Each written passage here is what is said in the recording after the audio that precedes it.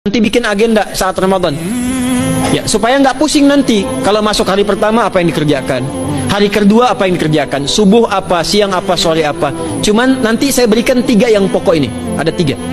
1, meningkatkan sholat. Saya ulang ya, meningkatkan apa? Sholat. Kalau meningkat secara singkatnya berarti bertambah dari yang sekedar fardu, tambah dengan apa? Sunnah. Maka dari sekarang keluarkan semua jenis sholat-sholat sunnah. Keluarkan dari sekarang apa saja, siang dan malamnya. Yang rawatib, ada berapa rawatib? Rawatib 12. Ya, rawatib itu yang melekat dengan sholat fardu dan menentukan untuk memperbaiki sholat fardu, menambah. Jadi kalau kurang khusyuk ditambah dengan sunnahnya, disebut rawatib.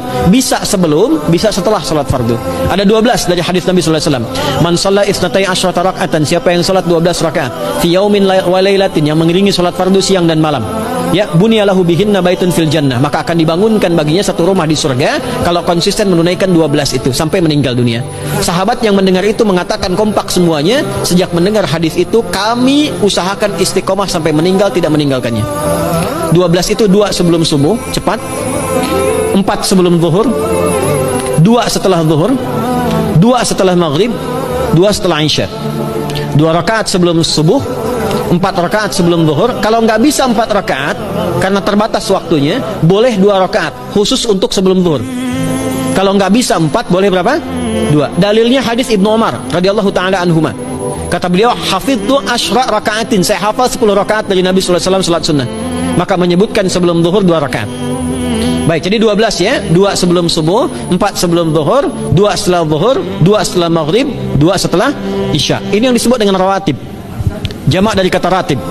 Di luar ini mutlak. Mutlak ini ada yang berdampingan dengan salat fardu, ada yang terpisah. Contoh yang berdampingan, 4 rakaat sebelum asar. 4 rakaat ini bukan disebut rawatib, tapi salat mutlak. Cuma waktunya berdampingan dengan salat fardu. Jadi dia nggak memengaruhi salat fardu, cuma punya keutamaan sendiri.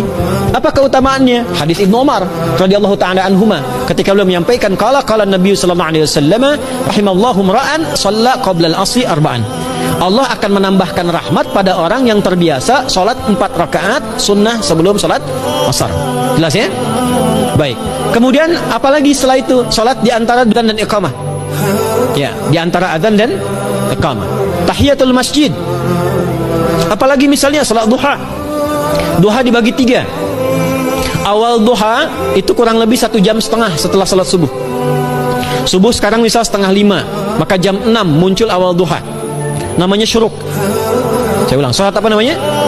Syuruk itu salat awal duha. Jumlah rakaatnya 2 rakaat.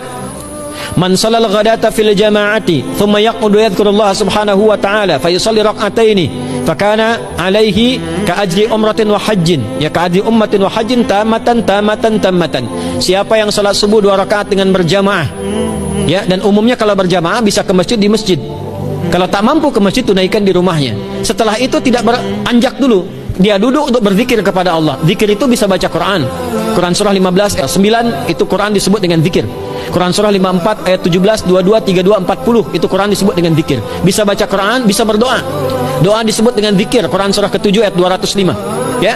Bisa dengan apa lagi? Bertafakur, ya, mengaji, ta'lim, itu disebut dengan zikir. Ali Imran ayat 190 191. Alladzina yadhkuruna Allaha qiyaman wa qu'udan wa 'ala junubihim wa yatafakkaruna fi khalqis samawati wal ard, ya, disebut dengan zikir. Bisa bertasbih. Zikir pagi petang, kalimat-kalimat thayyibah ada itu di Quran surah ke-4 ayat 103. Jadi habis salat subuh zikir dulu. Doa dulu, zikir dulu, belajar dulu, tafsir dulu. Setelah itu muncul syuruk. Perjalanannya disebut isyraq, melewati masyrik, 1 tombak bayangan, dia salat 2 rakaat, itu pahala salatnya senilai haji dan umrah. Sempurna. Bukan sudah haji, bukan. Mau kemana? Ibu mau haji dulu? Tidak. Ya, hajinya nanti bulan Dzulhijjah.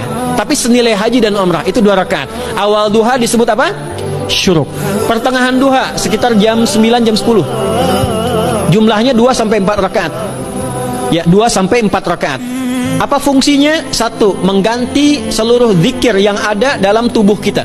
Mata berzikir, telinga berzikir, lisan berzikir, bisa diganti dengan 2 rakaat duha. Itu waktunya pertengahan duha. Kurang lebih dari jam 8, 9, 10 lah, kurang lebih 3 jam itu, ya. Yang kedua, bisa menghambat atau menghentikan, menahan satu musibah umum. Misal ada kebanjiran nih atau macet nih.